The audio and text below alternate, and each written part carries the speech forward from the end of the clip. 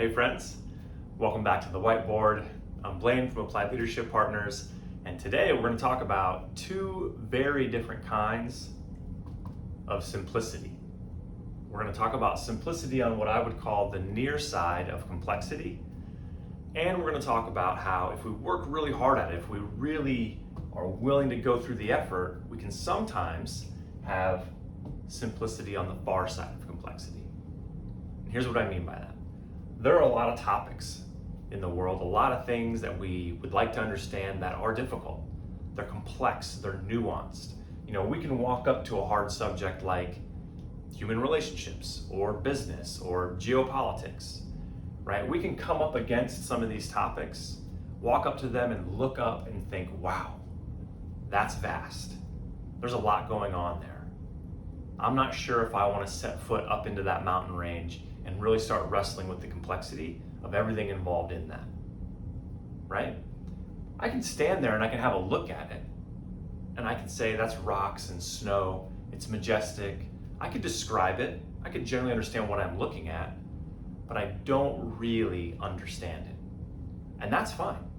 There are so many things for which we don't have the time or the energy or the skill to get in to all that subtlety and all that nuance and the density of some of these topics. It's okay for us to have a relatively simplistic view on certain things.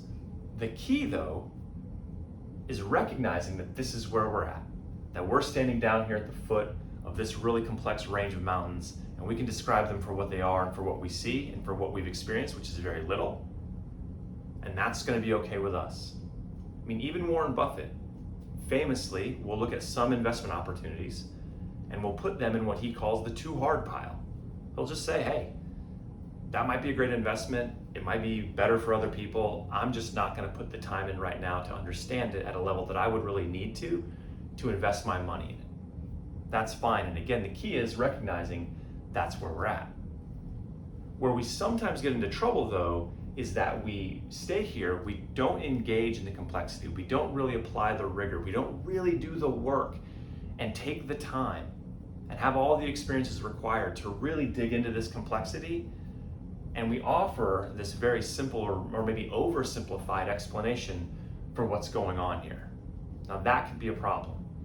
If you guys pay attention to any form of media right now, you know there are a lot of folks who are over here on this side of the complexity talking a lot of stuff about a lot of things that they haven't really put the work to truly and deeply understand. And that's troublesome for all of us, whether that's you leading in the workplace or a pundit on the radio, it's all the same. If we haven't gone through and walked this ridgeline and really dug into this complexity, we have to be very careful about offering simple explanations for things. But when we do set foot and we do go up into that mountain range and we walk that ridgeline and we start seeing it up close and we see there's vegetation up here, there's all kinds of plants, there's bighorn sheep and mule deer and all kinds of stuff going on. And there's big rocks and small rocks and crevasses and trails and all this cool stuff, right? Well, at this stage of the game, we can appreciate the complexity for what it is, and we can't really explain it simply. We might tell a friend, wow, this is so cool what I'm looking at right now, and I can't, it's hard for me to explain it to you because there's so much nuance to it. There's so much complexity. Maybe you wouldn't understand. Look, and that's fine too. For many things we care about and get interested in life, we're going to be in these mountains of complexity, maybe forever. And maybe we never get to the point where we really can clearly and succinctly and simply explain something so majestic, so complex to our friends or our family or our coworkers. And look, that's okay too. Again, the key being, we really need to recognize where we're at in the journey. But sometimes, where the real magic happens, I think, for a lot of us as leaders, is when we complete this journey and we get to the other side of that mountain range. And we turn around and we look back at it and we have that same sort of simple view that we had at the beginning. We're looking up and it's mountains and it's rocks and it's snow, but it's different. That simple view of it is very different because we've walked the miles, we've done the work, we've read the footnotes, right? We've had the experiences, we've leaned into the conversations. We really actually understand what's going on there so well that we might even be able to explain it very simply to our friends or our colleagues. You know, one example of this that I think about often is CrossFit's advice on nutrition. Eat meat, vegetables, seeds, nuts, some fruit, little starch, no sugar. That seems pretty simple, maybe too simple to you, but if you're like me and you've actually tried that and put it into practice, you'll know that it's certainly not easy to eat that way, because we like our bread and our dessert and all that stuff. But it's fairly simple and it actually really works. And it's because that simple advice comes through years and years of practice and refinement and study and testing.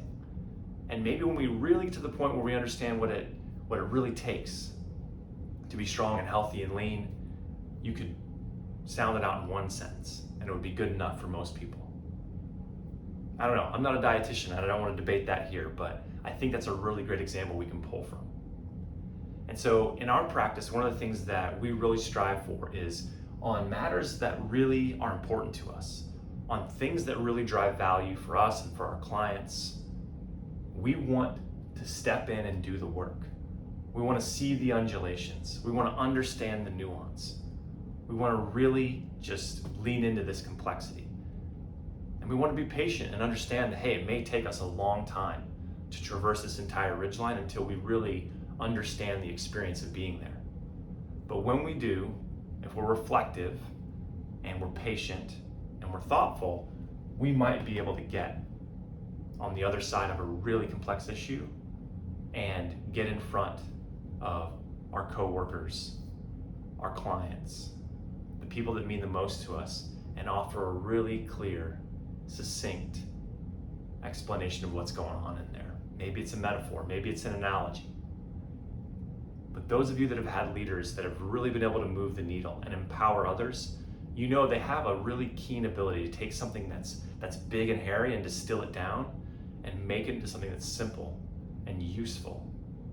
And it gives you the ability to understand it enough to really run with it and feel empowered. And so this is a bit of an abstraction, and I know that it can be difficult to sort of really get your head around it, but I would encourage all of us to just really try to take stock of where we're at in the journey, if nothing else.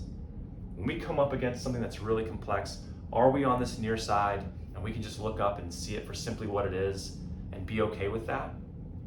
Or are we in the thick of it and we're wrestling with it and we're trying to understand it and we're gonna own that too and say, hey, I need a little more time with this before I can really explain it? Or occasionally, are we gonna get all the way over here to where we're gonna know something well enough and then take the time to figure out how we can explain it in simple terms to others so that they too can grasp it and really use it. All right, hope you guys find that useful. Look forward to seeing you next time.